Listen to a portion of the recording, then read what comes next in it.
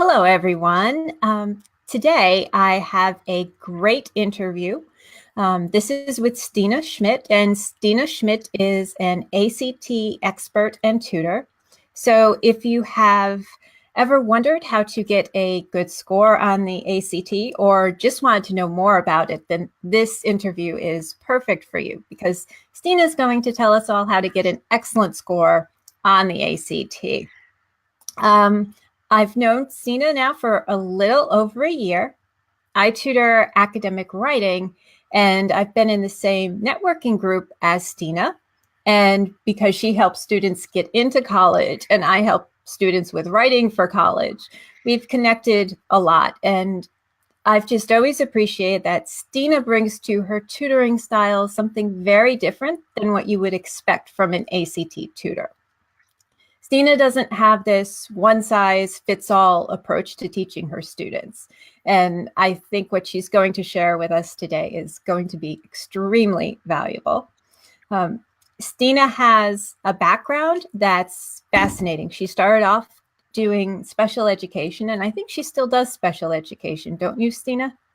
Yes, I still do some special education with my homeschool group. Yes. Yes.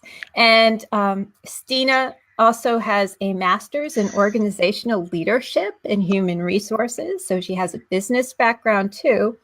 And she's been tutoring the ACT for 5 years now. She's done both in-person tutoring and then also now she's mostly doing online tutoring. So welcome, Stena.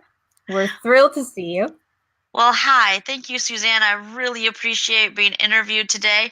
I really enjoy and am passionate about the ACT and really think that students nowadays need to know how to study for the ACT and how important it is, not just to get into college, but to use the skills tested on the ACT to help them move forward in life.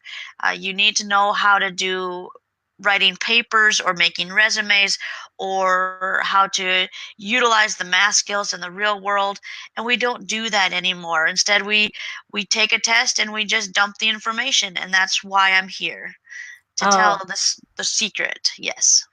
that's great because I appreciate that point too, because a lot of times we think with studying for the ACT, it's just about studying that test. And you really see the wider picture with everything.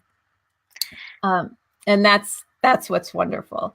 So why don't you just give us a little information about what drew you to education and then why specifically you tutor the ACT now? Okay.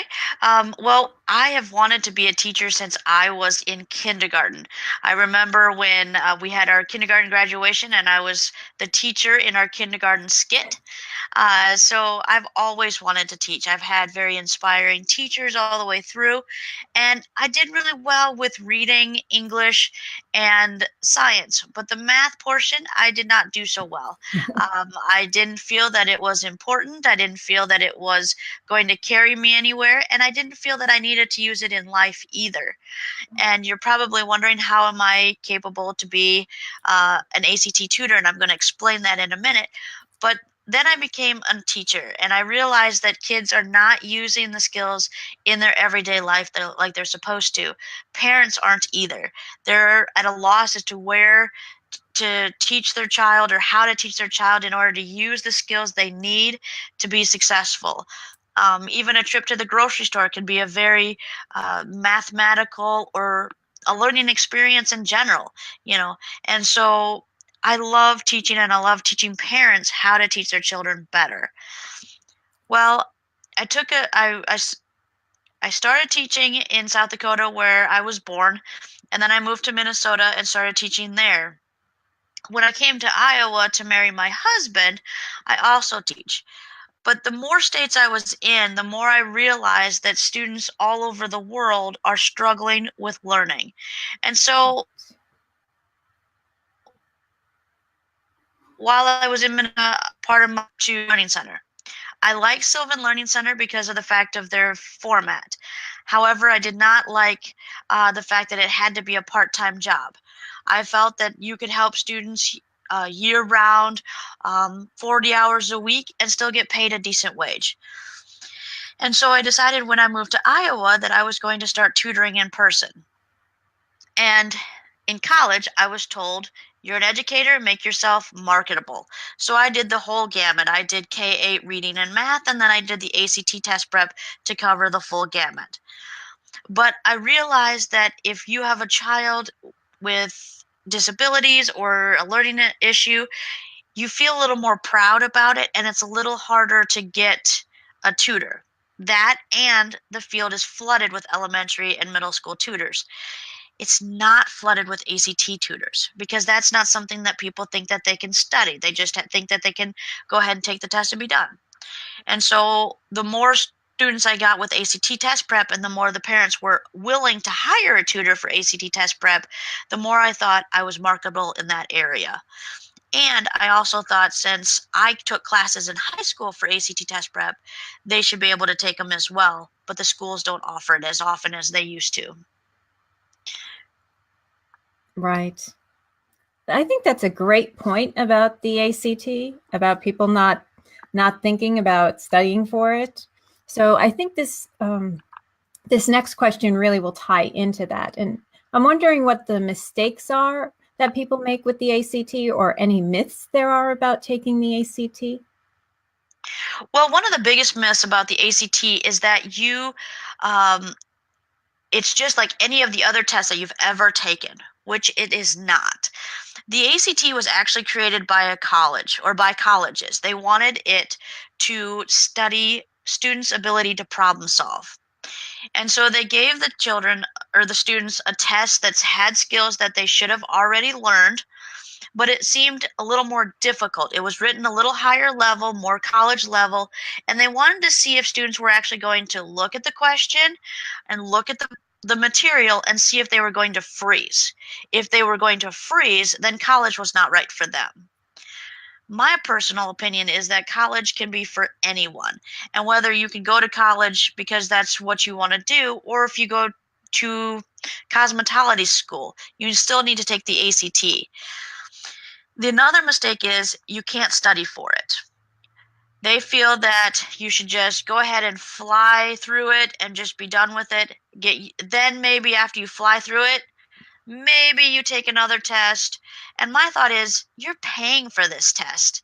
Why are you going to waste your money, waste your time just going ahead and not studying for it when you could study for it and get it done the first time or get it right the first time, or study for it and maybe think, okay, I studied this way, I like it, I improved my score, but now I can study it again and get better. So that's another mistake that people make. Another mistake is, I can't take the ACT because I'm not smart enough. It's not about smarts. You can learn skills. It's about whether or not you can figure out the strategies and take the test well. If you don't think so, you're right. You're not going to. But if you think, okay, I don't know it yet, and I can study for this and learn how to do it, then yes, anybody can do well on the ACT. The score of the ACT, a perfect score, is 36. An average score is 20. That is answering 50% of the questions correctly. How many high schoolers can take a test, get 50% right, and be average? Oh my gosh, I had no idea. Yes. And That's that is, mind-blowing. isn't it? It is. Yes. It's absolutely mind-blowing, and they don't think about that because they're like, okay, in high school, if I take a test and I get 50%, I fail. I'm less than failing because 60% is failing. But on the ACT, you answer 50% of the questions correctly, and you get an average score. Wow. That's incredible. I wish I'd taken that instead of the SAT. Right? Yeah. And you can guess on the ACT. Whereas most people think, well, I'm not going to get it right anyway, so I'm not even going to try to guess. In fact, I had one person do the ACT for a baseline test in the beginning. He took 90 minutes to take the test. The test is a 3-hour test. He took 90 minutes and says, I'm done. I'm not going to answer it. He only answered a third of the questions the first time. Oh my And goodness. then when he actually took the actual real test, he got a $10,000 scholarship to college. Oh my goodness, that's amazing. Oh, Yeah. Stina, that's incredible. Yes. You've Yes. just changed that one student's life dramatically. Right. Absolutely. Oh my goodness. Oh, that must feel so wonderful. It does. It makes me feel like, yes, students can accomplish things even though they may start out kind of low. And what I do is I make sure that the students feel comfortable with me as they're studying it. So if they're making mistakes, they're not kicking themselves all the time. I'm saying it's a safe environment to make mistakes in so that you don't make those mistakes on the real test and they feel confident coming out of the test and saying, yes, I did a good job instead of, whoa, what was that? Oh my goodness. Yes. Yeah, I think that's so important to remind people that they can make the mistakes and be comfortable with you. And then, feel confident in being able to do that so that when they go into the test, they're they're feeling so much more confident having figured things out with you. Yes. Yeah. Yes, absolutely. Oh, great. So, what should parents know about the ACT? The parent should know that it's something that can be utilized in all areas of life. So if you're studying for the ACT, or if you're in high school, or even if you're in middle school, as a parent, you need to figure out ways to make those skills available to them in life. For example, I'm writing a blog about how you can take the ACT or study for the ACT while on vacation. And most people would think, oh, that's so boring. But if you think about it, if you're figuring out the mileage and how much per gallon or how much you're saving money by getting the most cost effective vehicle, that is studying for the ACT. If you're figuring out sales and percentages, that's figuring out skills for the ACT. If you are researching for the ACT and you are going ahead and doing um, like reading websites and comparing and contrasting websites for validity and reliability, you're studying for the ACT. You're reading critically, and that's what's important. Most parents don't think about those things. They think, oh, I have to get a study guide that is this thick and it has to be what we're supposed to be studying for, and it has to be long and it has to be boring. No, it doesn't. You can study for the ACT and do real life skills at the same time. That's fascinating. That's a completely different way of looking at it than I think not just parents that I think most of the population feels about studying for the ACT. Oh, that's incredible. Yes. Yeah. So what advice would you give the students preparing for this? What tips? Most of the advice that I give out to parents or to students, even, the first thing that they ask me is this: I have test anxiety. Can studying for the ACT help me? And my question is this: are you applying the skills to things that you like? Are you applying the things to the prose fiction that you read? So the fiction books that you read, are you applying reading skills to that? Are you making movies in your head as you're reading the story? Are you using the writing, the English skills in the ACT, and you're actually applying them to your writing, applying them to your classes? If you're doing that and you're taking those ACT skills and mastering them so you can do well anywhere you go, then you don't have to worry about test anxiety because you're doing everything you're supposed to do in order to study for the ACT. Yes, a study guide helps and keeps you on track, Mhm. but take the study guide, take the strategies in the study guide and apply it to everything else. For example, right now I have a student who loves Marvel comics. He's absolutely obsessed with it. Is that a bad thing? No, it's a great thing. He can take the ACT skills and strategies and apply it to them. For example, when you're talking about the Marvel comics, and you're wondering, okay, how do I apply science to it? Well, if you think about how all the superheroes got their powers, you can think about the scientific principles behind that. and really hone in on, hey, this is very interesting. How did they get their powers, and study how they got them, and study the principles behind it to see if they're sound. Wow. And right?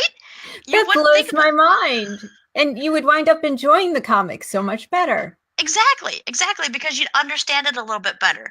And with Marvel, they also do a lot of history as well, because they're comparing what it would be like Agents of Shield. If you talk about Agents of Shield, they have a criminal mastermind called Hydra. That's totally based on what would have happened had we lost World War II and the Germans won. And Right. they're thinking behind it. So if you study the history of it, you're like, oh my gosh, this is 1984 all over again. But it's not as boring as 1984 if you think 1984 is boring. If you put it in a comic book, hello, it's a lot more fun. Yes. Definitely. Oh my gosh. That's great. So how does your student respond really well to doing that? Are you doing it long term with the student? Yes, we are doing it long term, and we are applying the English principles to his writing. We're applying the scientific principles to the science behind it. And he's excited about it. His parents are saying that he's excited about going to school again. He likes learning. He's super engaged, and just he's thinking about things that he wasn't thinking about before, and that's the best part of it. Yes, that's one of those results in addition to doing well in the test. It's not very tangible, but it's just such an enriching aspect of a person's life. Yes, absolutely. And I do that all the time. I tell students, if it's during the school year, I tell students, okay, what classes are you taking right now, and how can you apply these skills to your classes? I had another student who was taking a research writing skills, and she said, I've never learned any of these English skills. I says, yes, you've learned them, but you might not have mastered them or looked at them at the same way. Try applying them to your English writing skills, your research paper skills, or whatever class, and you'll be able to do really well. Once she started applying it, it was like, oh, I get this now. It really makes sense. And that was the one that went into the ACT the first time and was totally flabbergasted, had the test anxiety, really didn't know what to do, did horrible on the ACT. She went through my class. She took the test again. She came out going, huh, that was really good. I feel confident. Oh, that's wonderful. And that's what I love hearing. I love hearing that students are confident and they're ready and willing to share with other people. I had another person that we went over Algebra 1 first because that's what she needed help with at the beginning, and then we did ACT test prep. She was going to enter Algebra 1 class teaching her peers how to do algebra better than the teacher was doing. Oh my goodness. And I have story after story after story just like that. Oh, that's great because it's a way of measuring your success. I mean, not just with the scores, which I'm sure are impressive. Have you raised a lot of the scores too? Yes. I can probably raise a score 5 to 6 points each time. 5 to 6 points each time. And Yes. about how long do you work with a student? I can work anywhere from a month to about 3 months with a student. And it also depends on what they do in addition to our classes. So if they just stick to our classes, it's probably going to raise 2 to 3 points. If they do more work outside of class, it can raise even higher than that. But on average, it's about 4 to 6 points that I raise at a time. Oh my goodness. That's really impressive. Wow. So Thank you. how would people go about like working with you? What would be a first step that they could take? Well, they can go ahead and check my website at saintstrainingandtutoring.weebly.com, and then they can sign up for a free consultation with me, and we can just talk about what their goals are for the ACT, what their child's interests are, what they if they've already taken the ACT, what they want to increase their scores, and then we come up with some goals of what we can do next. And then we go through and we have them take I have them take an ACT practice test, and there's no pressure on that test. It's just a test to see what they still need to learn, and then I create the curriculum that's going to be used for them. And then we go through the test afterwards, talk about how they did, and then we sign up for classes, and that's about it. And Oh we my just go goodness. through it. That's the process. And so as you were doing it, like in that consultation, and you're talking about what their interests are, so then your curriculum, is it combined on how they do on that assessment, and then you're also incorporating into that their specific interests when you design that? Absolutely. Absolutely. I use 3 different curriculums, and I combine it into one based on what their needs are and what their interests are. If they're more of a studying type of person where they're always constantly reading or those kind of things, then I may use the Kaplan University Study Guide, because I really like their format and I like it that it's from a college. But if they're more sports oriented or they're more interested in other things and need something that interests them, then I might use something that I got off of Teacher Pay Teachers, which also has ACT level passages, but uses high school interests and makes the learning a lot more fun. Right. Oh So. my, yeah. So you're really taking into account not just the interest, but also then the learning styles. Absolutely. I've had way too many students in the beginning get really bored and frustrated because they weren't interested in the material.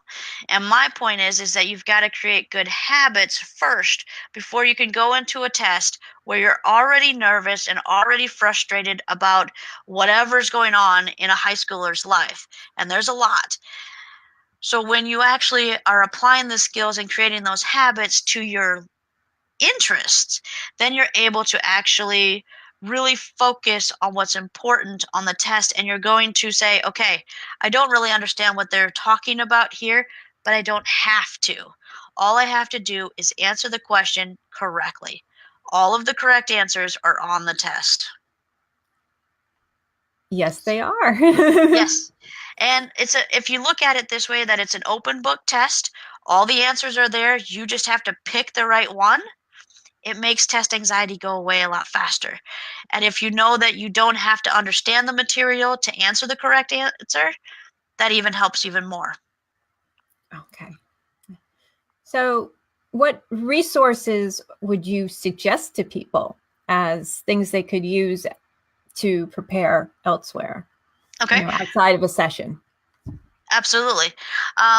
So what I do is I usually give them some homework. So for example, let's say we were studying about reading, I would give them the keywords that are on the reading questions, and then I would say, go find a book that interests you and read the book. Then as you are reading the book, create your own test questions based on that book and see if you can come up with some interesting answers that would correlate with that book and help you understand the book a little bit better.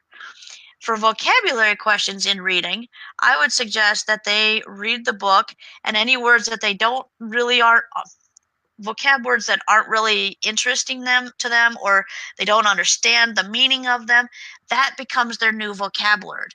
See if they can find out the definition in the words around it, or find synonyms that are just as difficult in the dictionary or thesaurus that they can use as well. And then use that in conversations,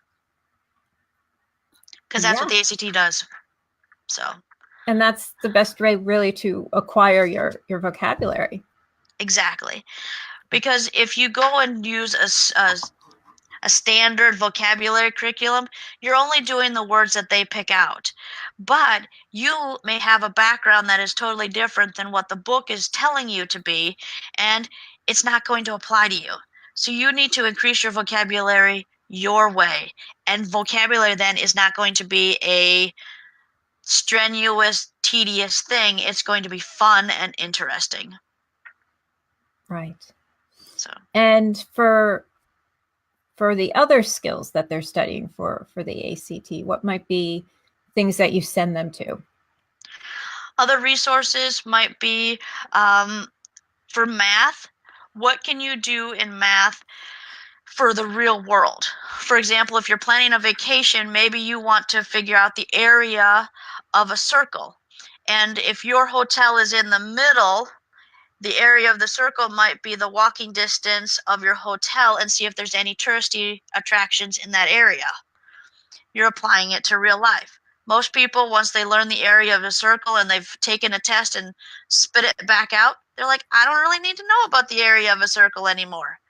This is actually having applications that can apply to it. I already mentioned about sales prices and stuff like that. That deals with percentages. Fractions deal with cooking. Money is decimals. If you're having positive and negative numbers, that also could be budgeting or money. Because if you have a negative number in your bank account, does the bank really like you? No. No. And it teaches them about budgeting. It teaches them about the importance of using those negative numbers. And I also went to a conference that said you need to have algebra no matter what. And I was one that was very against algebra, thought it was the dumbest thing I've ever taken. And he said, okay, so what if you're putting an entertainment center down in your basement, and you have to make sure that it's actually going to fit because you're coming down the stairs, and once it stands up, it's got to fit. That's using algebra. And if it Yes. doesn't fit, you did all of that work, and it's probably heavy and cumbersome. You did all that work, and now you have to try to get it back up the stairs without taking it apart. Uh, that would have been so handy to think that way in school. Right. Yeah. Exactly. Yeah, I love how you're just illustrating all these real world applications. Mm-hmm. And if you think about the science part of it, they have diagrams on the ACT. Those diagrams have numbers and equations and all things that you're like, I don't understand this because it doesn't make sense to you. Now, how many times have you tried to set up your DVD player or your computer or something where you had to read the diagram and it didn't make sense to you? Oh, yes. I think that happens most of the time. Right? But if you use that diagram now as an ACT study guide and look at what you actually need to look at and figure out how it pieces together, you're going to be studying for the ACT, and you're going to be applying a life skill later on as well.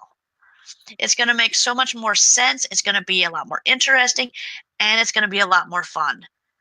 Not to mention, it's not going to be scary to set up your DVD player the next time you have to set it up. I know, or have to call my brother to do it. Exactly. Oh, you have so many people who are just loving what you're doing.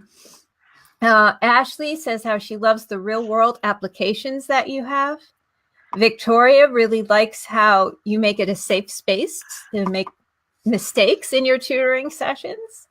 Oh, wow. Yeah. And Ashley again says, customizing instruction for each student. This has really been informative. You've opened my mind up to how you study for any standardized test, not just the ACT. Yes. Well, and if you think about it, even after we take the ACT and get into college or do whatever we want to do after high school, if we're going to be certified in anything, we're going to have to take a written test. Even teachers have to take a written test to be certified now. Yes. If you're going to be a lawyer, you have to be certified. If you're going to be a tool and die cut person, you've got to take a written test.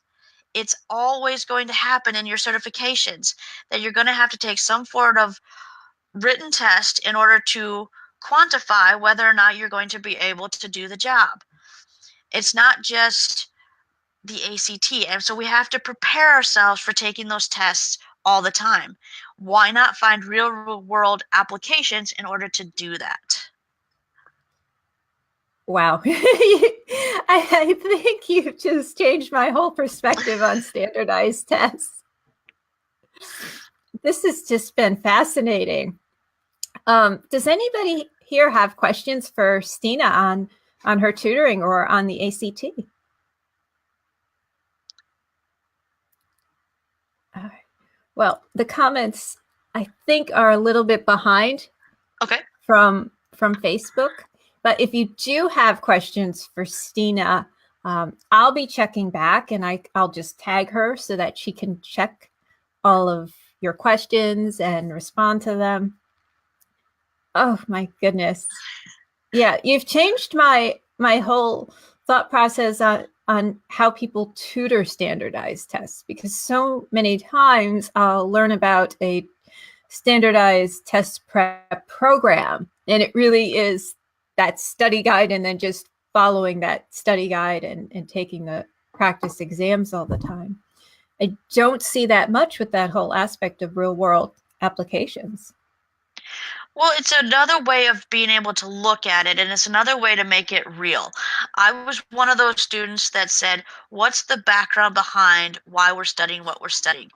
What am I going to do in real life? And what I got from my math teacher was, well, you'll never have a calculator in your pocket anymore. What is our phones? Calculators. So Yeah. that was something that I was like, I don't really believe this. If I want to, I can carry a calculator with me. But what am I going to use it for? That's what I needed. And that's what a lot of kids need now. They want that instant gratification that they can use this after high school and not just because I want to get into college. Because not everybody is college bound, but everybody has to be a competent adult and live in the real world using real world applications. And that's how the ACT fits everybody, not just college bound students. Oh my goodness. I am so glad I interviewed you today. It no, it's just I've learned so much. I have just this whole new appreciation for standardized tests that unfortunately I didn't have that before. Well, standardized tests have a stigma behind them because they're in the schools, they're supposed to be used for teachers so that they can prepare their students later on. So what a teacher does is they teach, they teach, they teach. Then the students take the standardized testing, and then the teachers then look at those test scores and go, okay, so I missed areas, this and this and this. I need to go back and reteach, or I need to prepare them in a different way that's going to help them. And that's how they got the stigma. Instead of being used for those reasons, they got the stigma because they were used for funding. And that's how all standardized tests are like, ugh, it's one day, one test, it's not going to matter. And now it can matter if you utilize it in the right way. And that's what I want to be known for, is to utilize it for real life applications, not just for getting into college or funding for something that I don't need funding for.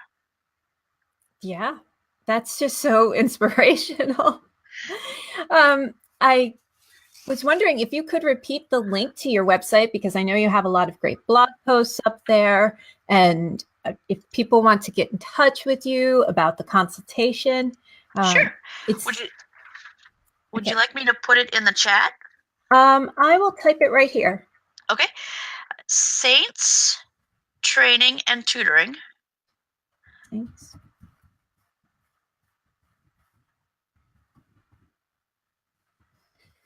Okay. .weebly.com. And you don't have to worry about a secure link because it automatically has a secure link with it.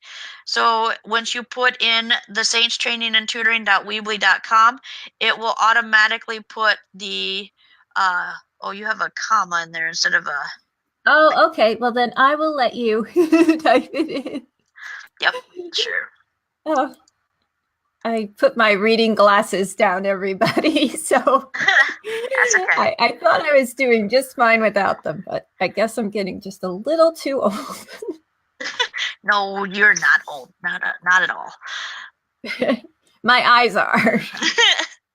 So I just put them into the chat there. Oh, great. And it does come up as a secure link, even though it doesn't have the www in front of it, but even www will get you to the right spot. Okay. All right. Well, thank you so much, Stena.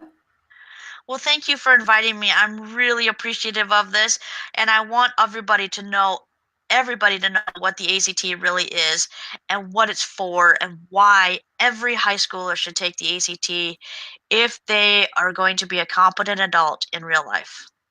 Right. All right. Well, thank you. And I'll see you tomorrow. Okay, sounds good. All right. Cheers, everyone. Bye. Bye.